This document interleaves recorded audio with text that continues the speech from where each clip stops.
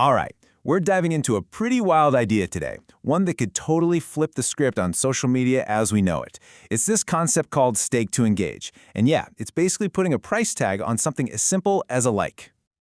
I mean, just think about it for a second. What if every single comment you leave, every follow, heck, every fire emoji you drop, actually required a financial buy-in? It sounds kind of crazy, right? But believe it or not, this is the reality of a new model that's really shaking up the whole creator economy. So for what, the last decade or so, social media has run on just one thing, your attention, right? You pay with your time, you pay with your data. But now we're seeing this massive shift. We're moving away from that attention economy and into what's being called an economy of collateral.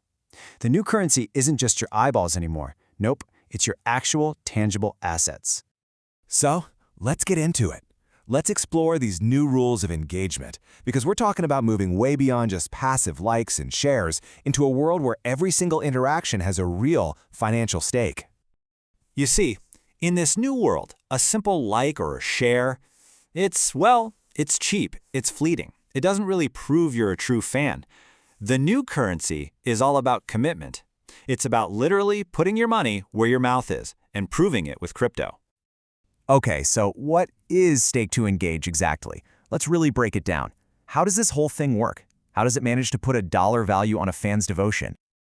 All right, here's the deal. With stake to engage, if you want to be a real part of a creator's community, to comment, to get that exclusive content, you first have to buy their special, unique crypto token. But here's the twist. You don't actually spend it. Instead, you have to stake it.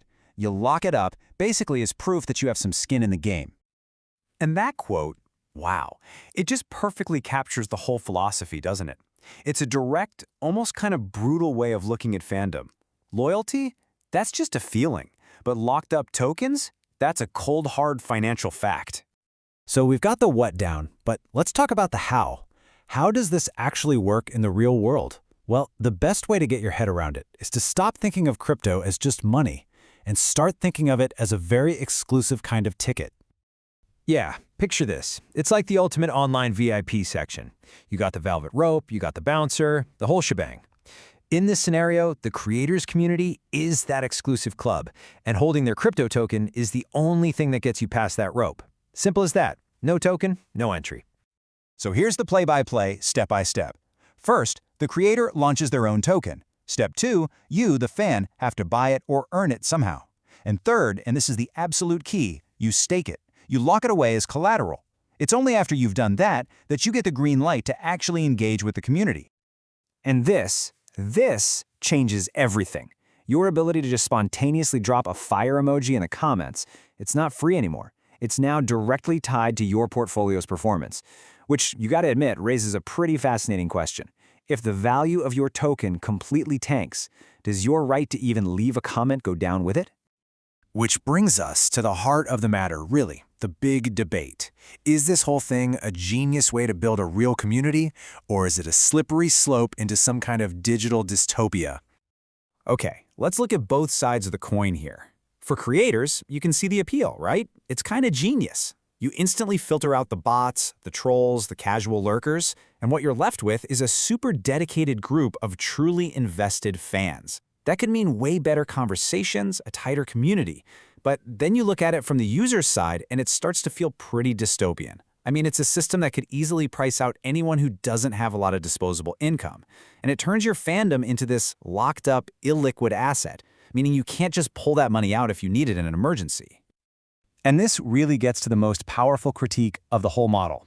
The old way of doing things, moderation tools, they filtered out spam bots.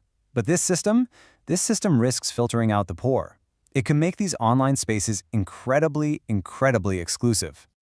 So, if there's one thing to really grasp, it's this: engagement becomes a quantifiable financial liability. Every single interaction you have in a stake-to-engage system is tied to a real asset. It's not just a social act anymore. It has real financial weight. So, where does this all leave us? What's the future look like? For our last section, let's zoom out a bit and think about what this trend could really mean for the future of all online communities, and more importantly, what it means for you.